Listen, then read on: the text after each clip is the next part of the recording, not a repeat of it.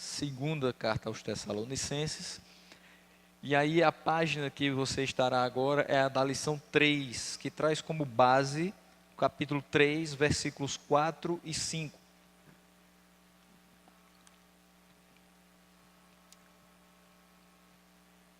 E o que é que diz versículos 4 e 5 do capítulo 3?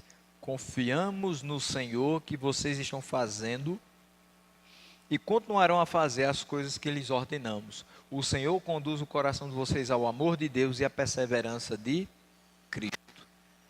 O tempo todo Paulo está preocupado na continuidade da vida desses irmãos. Ele está preocupado o tempo todo em pedir em oração que esses irmãos estejam firmes. Por que tanta oração por firmeza? Por que tanta preocupação com a continuidade da caminhada cristã com esses irmãos? Será que hoje a gente precisaria de oração por firmeza? Ou não? Está todo mundo muito firme no Evangelho. Se viesse uma perseguição hoje no Brasil, todo mundo ficaria no mesmo local onde está. Não negaria de forma alguma ao Senhor, mesmo com riscos à sua vida. Será que hoje nós, crentes brasileiros, temos essa capacidade de dizer estamos firmes no Evangelho, de modo que nenhuma perseguição vai nos abalar e nem mesmo que tirem a nossa vida, nós vamos negar o Senhor? É difícil que a gente enxergue essa firmeza tamanha. Paulo não enxergava nos crentes de Tessalônica, é por isso que ele reforça a ideia da vinda de Cristo, mas reforça pedindo perseverem na fé. Reforça dizendo, vocês precisam ser obedientes à palavra, porque é somente obedecendo à palavra que a gente fica firme, e é somente ficando firme que a gente não nega, e é somente não negando que a gente receberá a coroa da glória. E o espaço de tempo que separa as duas epístolas, começa aqui o nosso texto, é menor do que um ano. Isso nunca aconteceu, até agora nas nossas observações, as epístolas têm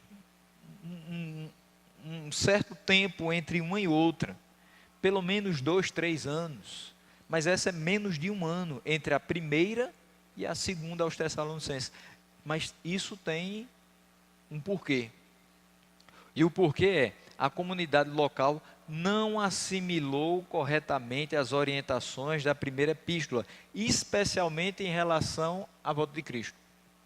Então, quando o autor da lição nos diz isso, o que é que nós podemos entender? Os irmãos de Tessalônica estavam ainda muito verdinhos na fé. Essa é a expressão que a gente usa, eles estavam imaturos. E o que foi trabalhado com eles foi algo muito profundo teologicamente. É como se a gente chegasse aqui, estivesse abrindo hoje a congregação, e o primeiro estudo de doutrina fosse escatologia. Olha, meus irmãos, nós estamos abrindo a congregação hoje, o primeiro estudo vamos falar sobre a volta de Cristo. Como é que vai se dar a volta de Cristo? Obviamente, as pessoas que estão começando a fé agora, que estão começando a ler a palavra de Deus, iriam ter muitas dúvidas. Nós que somos um pouco mais experientes, mas nem tanto, nós temos dúvidas sobre muita coisa. E esses irmãos que tinham apenas 3 semanas com Paulo e menos de um ano com os seus sucessores, eles estavam com a cabeça fervilhando de informações. Imagine que às vezes a gente passa aqui 1 hora dando um estudo e você sai daqui com a cabeça cheia de coisas. Você diz, mas foi muita informação hoje. Eu entendi algumas coisas, outras não. Imagine isso 1 ano. Os irmãos recebendo muitas informações, recebendo muita doutrina, recebendo muitos ensinamentos. Mas tinha coisa que eles não estavam entendendo bem. Principalmente em relação à volta de Cristo. Por isso que Paulo inicia a carta e nós lemos os 12 primeiros versículos, ou seja, o capítulo 1 inteiro, dizendo, meus irmãos, eu dou graças a Deus pela vida de vocês. Já respira um pouco aí. Eu não vou reclamar com vocês agora. Eu quero dar graças a Deus por vocês. Só que eu preciso também pedir a Deus por vocês. Então eu agradeço inicialmente na minha oração, mas eu peço por vocês, porque aquilo que vocês têm precisa continuar crescendo. A fé, o amor, a perseverança. Por que eu estou falando isso para vocês? Porque existem os outros que estão desobedecendo a Deus e que têm um destino não muito agradável, que vocês não vão querer ter o mesmo destino deles. Mas, para não ter o mesmo destino deles, vocês precisam continuar do jeito que vocês estão. E mais, melhorando. Não se acomodem. Eu enxergo nesse primeiro capítulo essa palavra. Não se acomodem. Vocês estão bem, eu dou graças a Deus por vocês. Mas não achem que vocês estão muito bem, não. Dá para melhorar muito. Por quê? Porque se vocês se acomodarem e forem pelo caminho dos outros, olha o que está reservado. Não é isso que a gente quer para vocês. Consciente de tudo isso, nós estamos orando constantemente para que vocês sejam feitos dignos da vocação e com poder Deus cumpra todo o bom propósito e toda obra que procede da fé. É isso que a gente espera de vocês. Então, havia naquele meio, naquele contexto, alguns falsos mestres que insistiam em dizer que o dia de Cristo já havia chegado. Olha que coisa estranha. Hoje a gente ainda tem falsos mestres dizendo que o dia vai ser tal. Que o dia vai ser no sábado, que o dia vai ser daqui a 15 anos, que o dia vai ser uma combinação de números. Eu não sei que combinação a gente pode fazer agora, que a gente está em 2019. Não dá para fazer 19 de 19 de 19, não dá para fazer mais. Então vão ter que esperar pelo menos mais 2 anos para poder fazer alguma coisa com o número 1. Ou mais 100 anos. E é interessante que já tem algumas pessoas que falam sobre profecias e de pessoas, estilo Nostradamus da vida, que fala que em 2100 e alguma coisa, talvez aconteça. Quando os números 2112, né? Tem o 21 de dezembro de 2112, que é 2112, 2112. Talvez, né, pessoas ainda, depois de tantos episódios que a gente viu que não aconteceu, mas ainda existem pessoas que acreditam em todas essas numerologias e astrologias aí. E não era muito diferente 2000 anos atrás, quando as pessoas estavam dizendo, não, o dia de Cristo já veio, já aconteceu. A igreja estava contaminada. Por que é tão fácil a igreja ser contaminada com o que não presta? Eles estavam com a escritura na mão. Eles tinham um ensino sadio, correto, de que Cristo ainda haveria de voltar. Ele não tinha voltado, ele tinha vindo a primeira vez. E porque chegam falsos mestres dentro da igreja e dizem, o dia de Cristo já aconteceu, vocês estão esperando por uma coisa que não vai acontecer mais, que ela já foi. E eles começam a acreditar. Por que é tão fácil enganar certas parcelas do povo de Deus? Até hoje continua a mesma coisa. Talvez não em relação ao dia de Cristo, mas em relação a outros pontos. Se alguém tivesse o interesse maligno de fazer um curso como enganar crentes, eu acho que venderia muito o DVD ou a série colocada na internet. Por quê? Às vezes a gente não tem firmeza, por isso que eu comecei falando de oração por firmeza, a gente não tem firmeza suficiente para afastar os falsos ensinos. Se esse povo aqui tem firmeza, ele não acredita nisso, que o dia de Cristo já foi. Mas é um povo que ainda não tem firmeza. Nós somos enganados quando não temos firmeza naquilo que acreditamos. Você realmente acredita que foi salvo pelo Senhor? Então você não vai acreditar em perda de salvação. Você acredita que de fato boa parte da lei foi quebrada com a vinda de Cristo, porque essa lei não salva, apenas condena, então você não vai viver guardando o sábado. Você vai adorá-lo no domingo, na segunda, na terça, na quarta, na quinta, na sexta e no sábado também. Quando nós entendemos o que nós cremos, fica bem mais fácil. Quando nós temos firmeza naquilo que nós pregamos, temos mais autoridade nessa pregação e no testemunho que nós damos. É isso que Paulo espera dos irmãos de Tessalônica. Só que de primeira eles não deram esse retorno a Paulo. Então foi necessário uma segunda carta, e rápido, para não perder esse povo. No nosso contexto, na nossa época, se nós abrimos uma congregação e deixamos ali tudo organizado, durante 5 anos ela floresce. Depois de 5 anos ela vai ficar 2 anos sem liderança. O que é que pode acontecer com ela? Se dispersa. Depois de 2 anos, aquele pastor que ficou 5 volta, ele vai tentar juntar os pedaços. Porque aquela congregação não teve firmeza suficiente, não teve base suficiente para suportar um tempo sem assistência. Por isso que Paulo, antes que complete um ano, sem uma nova orientação, ele diz, espera aí, eu vou precisar escrever de novo para eles, porque eu estou percebendo, e eu estou recebendo relatos, de que eles ainda não estão tão prontos assim, para viver a vida cristã.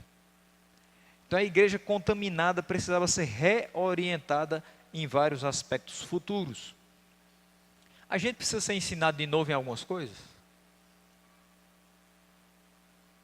Todos os dias, né? Todos os dias a gente precisa que a palavra de Deus nos diga, você precisa ser humilde, você precisa ser sábio, você precisa buscar as boas coisas, você precisa buscar a palavra de Deus, buscar a orientação de Deus. Então tudo isso é relembrado a gente todo dia. Então a questão de ser reorientado não quer dizer que esse povo aqui estava muito mal, não. Não quer dizer que esse povo estava se desviando, não. Está querendo dizer o seguinte, a reorientação é algo que vai trazer a firmeza, o que eles estavam precisando. Então, Paulo escreve 2 Tessalonicenses, que é um manual de fé escrito à igreja de Tessalônica. Então, o foco aqui é fé e perseverança. E a visão panorâmica, nós ainda estamos no grupo das epístolas paulinas eclesiásticas. Eu gosto demais quando o autor da lição coloca essa última palavra. Porque a gente às vezes olha, é a epístola de Paulo para aquela época, para aquela cultura. Não, é a epístola de Paulo, que é palavra de Deus, para a igreja, eclesiástica. Toda igreja precisa meditar nesse texto e aprender como se conduzir a partir desse texto. O autor é Paulo, a data é 52, primeira carta ele escreve entre 50 e 51, o local é Corinto, o alvo são os crentes de Tessalônica, o versículo-chave é o capítulo 2, 1 e 2, quando ele diz, irmãos, quanto à vinda de nosso Senhor Jesus Cristo e a nossa reunião com Ele, rogamos a vocês que não se deixem abalar, nem alarmar tão facilmente, quer por profecia, quer por palavra, quer por carta supostamente vinda de nós, como se o dia do Senhor já tivesse chegado. Veja que ele ataca logo a questão principal. Se existem falsos mestres que insistem em dizer que o dia de Cristo já havia chegado, ele diz, meus irmãos, pode até ter uma suposta carta nossa, dizendo que o dia já chegou, mas não se alarmem, não acreditem. Paulo já tinha feito isso em outro momento, quando ele diz, pode vir um anjo do céu, pode vir nós mesmos, vim pregar aqui, pode vir um anjo do céu, dizendo coisa contrária àquilo que nós pregamos a vocês, ainda que isso aconteça, que seja rejeitado, que seja maldito para vocês. Então, quando eles falam isso, quando se coloca aqui a expressão, não se deixe abalar nem alarmar tão facilmente, não fiquem balançando quando os ventos de doutrina estiverem no meio de vocês. E ele diz, quer por profecia, quer por palavra. E essa palavra está com letra minúscula, ou seja, pode ser numa carta, pode ser alguém dizendo a vocês que está se manifestando pelo Espírito, que a expressão profecia aqui coloca mais a ideia de o Espírito está impulsionando alguém a falar isso. E não é. É tanto que essa profecia está sendo afastada. Se alguém vier em profecia, trazer a mensagem a vocês que o dia do Senhor já veio, não acreditem. E aí a expressão chave é o dia do Senhor. Dia do Senhor, para muitos, um dia glorioso, para outros, um dia de terror. A expressão no Antigo Testamento, dia do Senhor, vai ser muito mais um dia terrível do que um dia de glória. Porque é quando nós percebemos em quase todos os escritos dos profetas, o povo se desviando e o profeta sendo levantado para consertar o caminho do povo. Então, quando fala do dia do Senhor, é tendo em vista um dia terrível, um dia de conserto, um dia de reprovação, um dia de punição. Quando a gente vai para o Novo Testamento, agora esse povo já está mais consciente do que pode acontecer com aqueles que são desobedientes, e aí a gente tem o dia do Senhor sendo mostrado para os crentes de Tessalônica e outras localidades como o dia glorioso, que eles não podem perder esse dia glorioso por nada, muito menos por conta de palavras que são lançadas de forma falsa, por falsos mestres que trazem falsos ensinamentos. Então, a segunda carta aos Tessalonicenses traz para a gente 3 partes. São 3 capítulos e ela é dividida em 3 partes. A primeira delas, no esboço, encorajamento. Então, o primeiro capítulo que nós lemos completamente é para encorajar esses irmãos a serem perseverantes, a terem fé, a amarem uns aos outros e esperarem pelo dia do Senhor, porque ele ainda não veio. Então começa com gratidão. Gratidão de Paulo a Deus pela vida dos Tessalonicenses. E tem uma parte do desânimo. Desânimo que é referente a: se vocês não observarem essa palavra e desanimarem, isso aqui acontece com vocês. Porque aqueles que não obedecem, aqueles que desanimarem, aqueles que largarem a palavra de Deus, eles sofrerão a pena de destruição eterna, separação da presença do Senhor e da majestade do seu poder. Então, cuidado. Eu os encorajo a permanecer firmes na fé. No capítulo 2, nós temos um esclarecimento. Ou seja, dentro daquilo que eles não tinham compreendido na primeira carta, Paulo agora vai reforçar. Então, é instrução e doutrina. É a instrução a respeito da volta de Cristo, que eles não haviam entendido na primeira carta, e fala um pouquinho a respeito do homem do pecado, né? Que em vários manuscritos vai se dizer o homem da iniquidade. Então, ele vai tocar nesse ponto, dizendo no versículo 3 do capítulo 2, não deixem que ninguém os engane de modo algum. Essa expressão, não deixe que ninguém os engane de modo algum, é a expressão de alguém que realmente tem uma grande preocupação com a vida daquelas outras pessoas. E uma grande preocupação de que eles caiam. Quando ele diz, olha, não deixe que ninguém os engane de modo algum. Parece aquela pessoa que lhe dá um papel e diz, olha, você vai seguir isso aqui. Mas ela olha para você, pega o papel e vai explicar de novo. E antes de você ir embora, ela puxa você pelo braço e diz, olha, mas eu quero dizer a você que é isso aqui. Não deixe que ninguém engane você não. É exatamente o que está escrito aqui. Então Paulo, nessa segunda carta, ele está puxando os Tessalonicenses pelo braço, dizendo, olha, é o que está aqui. Não deixe ninguém enganar vocês não. É o que está aqui. É o que a gente pregou. É o que a gente ensinou a vocês. Não deixe que isso saia do coração de vocês. E aí ele começa a dizer, antes daquele dia virá a apostasia, e então será revelado o homem do pecado, o filho da perdição. Antes que venha o dia do Senhor, será revelado aqueles que são falsos, aqueles que estão em iniquidade, aqueles que estão vivendo em pecado. E se vocês tiverem sido enganados, vocês estarão juntamente com ele. Então, há uma instrução, há uma doutrina em relação àqueles irmãos tessalonicenses no capítulo 2. Inclusive, há uma exortação à perseverança também. No capítulo 3, há uma exortação, uma correção em relação à desobediência. No capítulo 3, nós temos uma parte chamada advertência contra a ociosidade.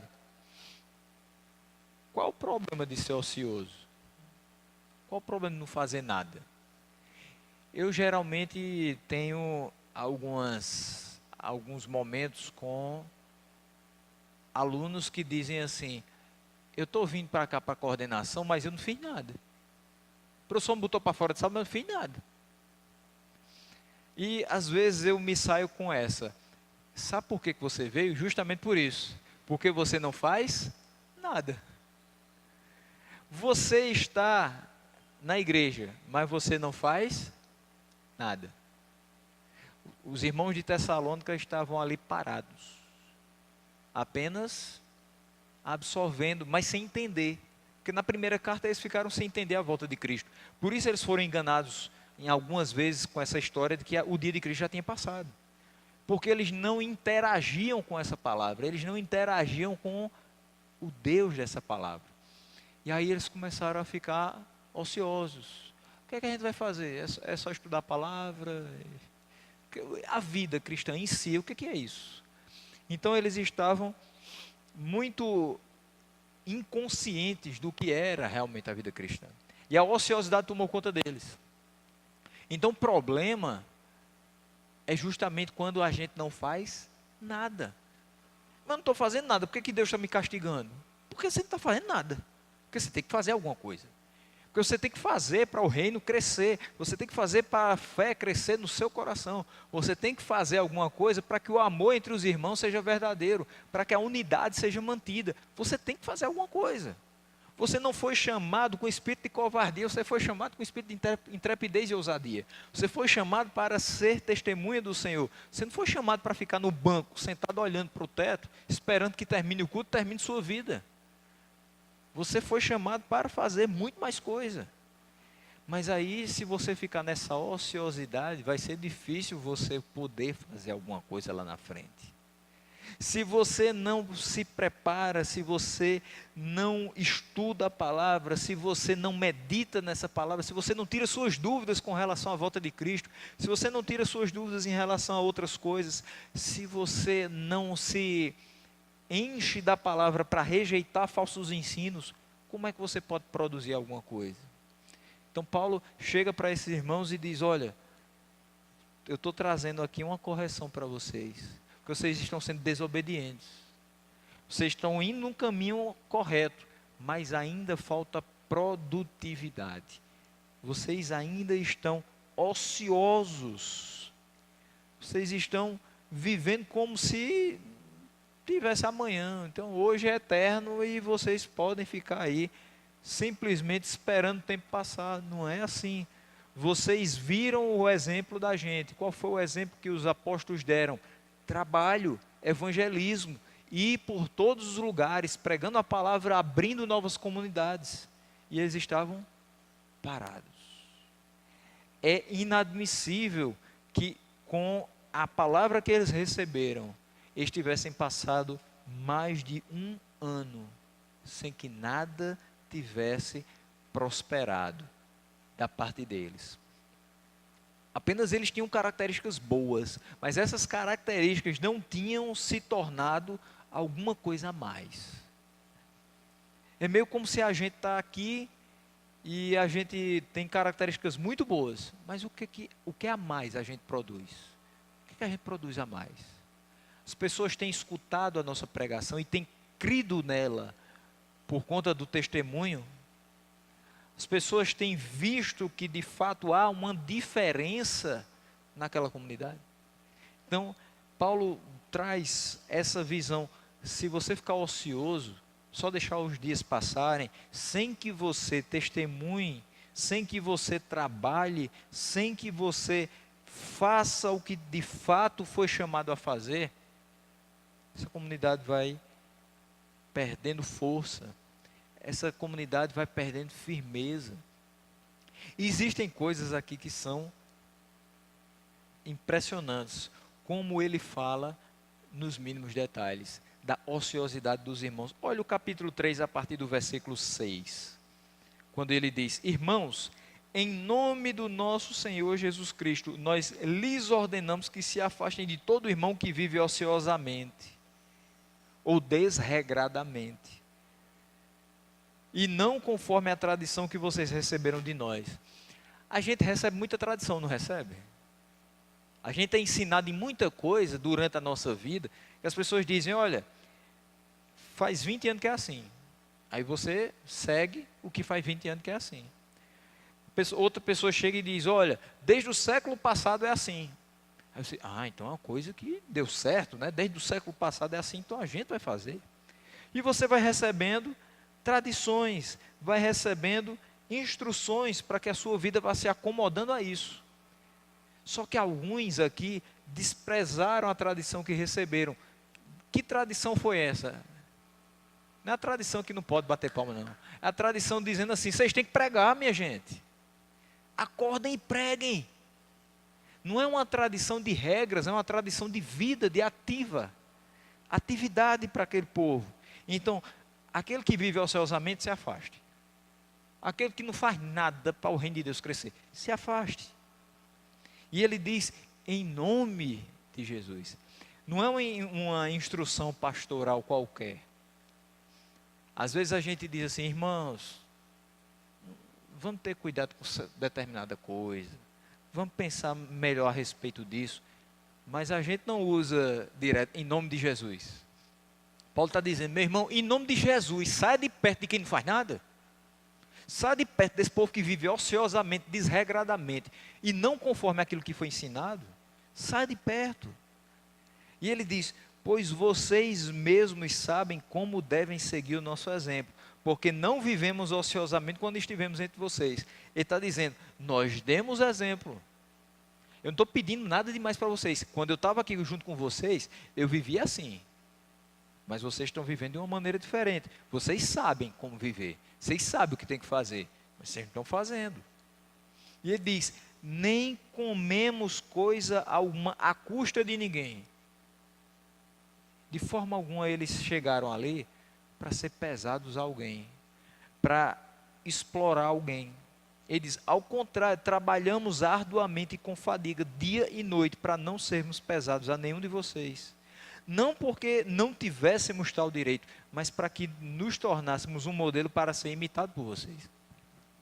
Então, a ideia aqui de Paulo é o seguinte: como líder dessa igreja, como pastor dessa igreja, eu tenho meus direitos, só que eu não quero fazer disso a minha bandeira de trabalho. Eu não quero levantar uma bandeira de que vocês têm que me sustentar. Eu quero levantar a bandeira que vocês têm que trabalhar tanto quanto eu trabalho. É a grande diferença. E hoje, olhando para esse texto de Paulo e olhando para a nossa realidade, o trabalhador é digno do seu salário, óbvio. Mas nós temos hoje mega igrejas e mega pastores. Que não é porque o STF recebe 35 mil reais por mês, que eu tenho que receber 35 mil reais para ser pastor. Não é porque o deputado A, o governador B, recebe 25 mil reais no mês, fora o que recebe por debaixo do pano, que eu tenho que receber 25 mil reais por mês para ser pastor. Não é porque o empresário A da cidade anda com uma Grand Cherokee, com uma Tucson, que eu tenho que comprar um carro daquele tamanho para ser pastor. Parece que a gente perdeu o foco do que é ser pastor. Eu tenho que andar com as melhores roupas, com os melhores carros, com as melhores casas. E a melhor palavra fica onde? Então eu estou sendo ocioso no meu trabalho real, que é o estudo e a meditação da palavra, mas eu estou ganhando coisas, porque eu tenho o direito de receber isso. Então Paulo nunca foi esse tipo de pastor, porque ele dizia: nós temos até um direito de receber por isso, só que nós não queríamos nos tornar pesados para vocês. Pelo contrário, queríamos ser exemplo, modelo para ser imitado por vocês. Tem muita gente que quer imitar o modelo do pastor que conseguiu hoje, casa na praia, viaja para os Estados Unidos todo final de semana praticamente, né? Eu quero ser igual ao pastor fulano. Pastor fulano tem tanta coisa. Viu o tamanho do anel do homem? É ouro com força. E a casa dele tem 5 quartos com 4 suítes, mas só mora ele e a esposa. Mas ele tem. E o carro dele, meu Deus do céu, parece uma nave espacial. Eu gostaria de ser como o pastor que tem só um pazinho de Havaiana para percorrer os caminhos que o levam às ovelhas que estão perdidas. Aquele que de fato não olha para trás, para o que ele está deixando de fazer para o seu lazer, para o seu benefício humano, mas ele medita nessa palavra incansavelmente para transmiti-la para as pessoas que necessitam. E é isso que Paulo diz para os Tessalonicenses: vocês devem ter como modelo aqueles que trabalham, não aqueles que estão deitados em berço esplêndido, esperando que grandes somas de valores sejam depositadas para eles. E ele diz: quando ainda estávamos com vocês, nós lhes ordenamos isto: se alguém não quiser trabalhar, também não coma. Fantástico. Quer trabalhar não, né? Não tem problema não, meu filho, também não coma não. Porque o trabalho é aquilo que Deus nos deixou para a nossa subsistência, para a nossa sobrevivência. Tem gente que coloca que o trabalho é maldição, porque antes Adão não trabalhava. Depois do pecado, ele diz: do suor do teu rosto comerás o teu pão. Sim, mas tem um negócio: Adão sempre trabalhou. Ele era o guardião do jardim. Ele era o administrador do jardim. Ele fazia algo chamado mordomia. Ele sempre trabalhou. Deus nunca fez na criação, dentre os animais e dentre os seres humanos, qualquer pessoa para viver ociosa. Ele sempre deu funções. Adão teve função de nomear os animais. Adão teve função de guardar o jardim, de fazer a administração daquele local até o momento que pecou. E depois ele recebeu muito mais responsabilidades. Então, se alguém acha que dá para viver só de auxílio, de bolsa, de oferta, complicado. Porque você precisa trabalhar para comer. Não é trabalhar para juntar grandes quantias de dinheiro. Paulo está dizendo: meus irmãos, vocês não querem comer todos os dias, vocês não querem ter o mínimo possível para se alimentar. Sabe qual é o meio mais simples? Trabalhe. Trabalhe por isso. E ele diz: pois ouvimos que alguns de vocês estão ociosos. É por isso que ele está falando.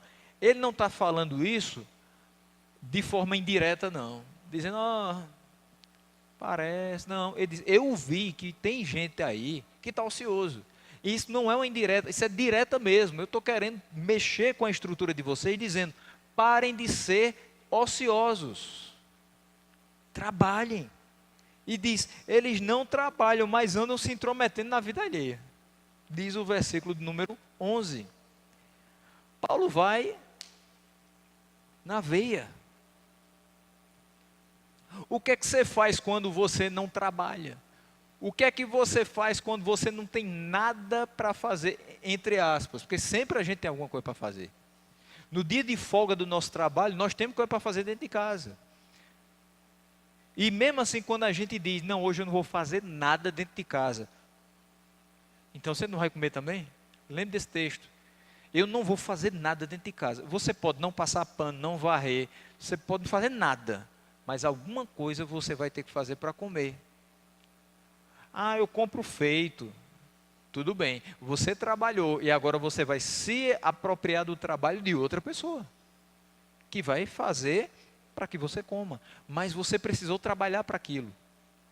Não dá para ser ocioso nem para as coisas mínimas.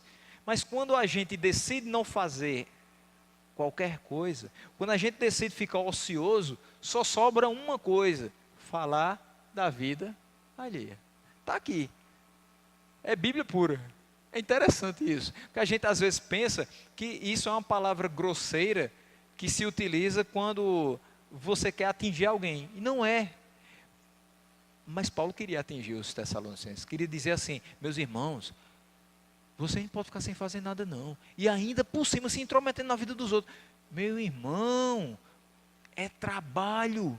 No Evangelho, vocês foram chamados para trabalhar para o crescimento do reino de Deus. Vocês não foram chamados para dar conta da vida dos outros, não.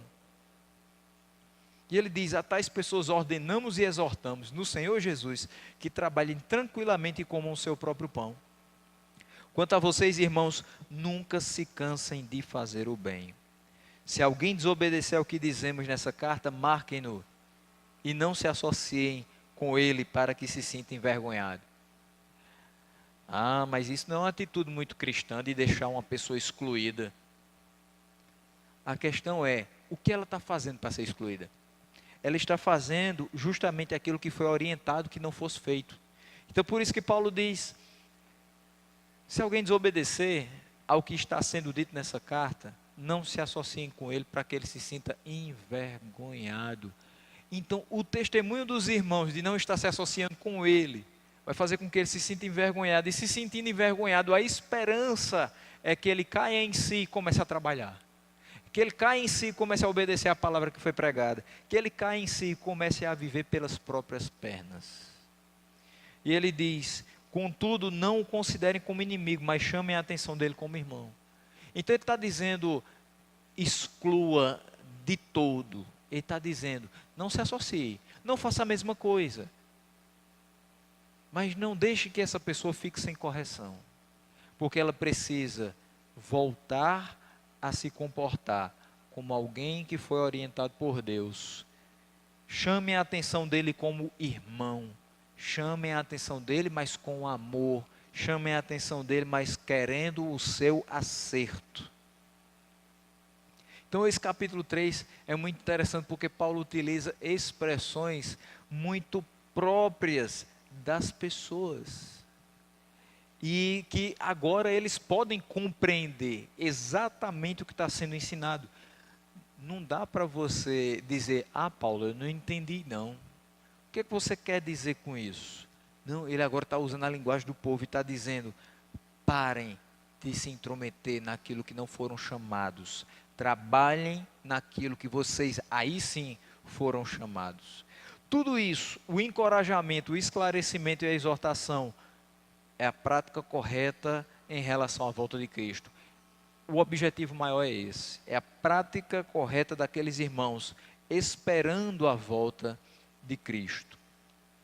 2 Tessalonicenses em uma sentença, como é que a gente pode resumir no geral? Paulo continua a encorajar a igreja em Tessalônica em face aos sofrimentos presentes. Exorta os crentes locais em relação às deturpações sobre a volta de Cristo. Então veja, ele encoraja, porque eles têm passado provações, mas ele também orienta, exorta em relação a deturpações sobre a volta de Cristo. Esse é o trabalho praticamente diário do pastor Paulo, e que deve ser o trabalho diário de qualquer pastor, é encorajar e orientar, é incentivar e exortar. Então, na mesma carta, Paulo agradece a Deus pela vida deles, mas dizendo: tem coisinhas que precisam ser corrigidas. Ele incentiva para que eles possam fazer ainda mais, mas ele diz: tem coisa que aqui vocês precisam modificar no comportamento de vocês. Uma comparação entre as epístolas e a gente vai encerrando por hoje. Não é difícil perceber que as duas epístolas são similares. Aproximadamente 1/3 da primeira vai ser reafirmado na segunda. Por quê? Porque o tema é o mesmo, a volta de Cristo. E ele vai dizer, em 2 Tessalonicenses, Paulo vai ser mais formal e objetivo. Todas as vezes que nós formos falar com alguém com vistas a estar corrigindo alguma característica, nós precisamos ser formais e objetivos.